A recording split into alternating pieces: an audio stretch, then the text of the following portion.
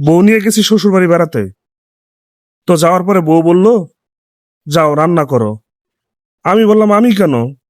এই শুনে বউ বলল, তোমার বাড়িতে তো আমি সবার জন্য রান্না করি। কই, আমি তো বলি না আমি কেন? তো কি আর করার, সবার জন্য রান্না করলাম। তো রান্না করার পরে পড়ছি আরেক বিপদে। সবার খাওয়া শেষ হয়েছে। বউ বলল, যাও এবার গিয়ে থালা বাসন পরিষ্কার করো। তো আমি বললাম, আমি কেন?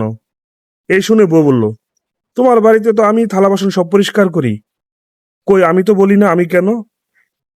তো থালা বাসন সব পরিষ্কার করলাম। তো এই নির্যাতনের পরে ভাবছিলাম কাউকে কিছু না বলে শ্বশুর বাড়ি থেকে পালিয়ে যাব। কিন্তু শ্বশুর শাশুড়ি বউকে ডেকে নিয়ে বলল, এই শুন, জামাইয়ের হাতে রান্না তো সেই স্বাদ সেই মজা। জামাইয়ের চোখে চোখে রাখিস, জামাইকে যেতে দেস না।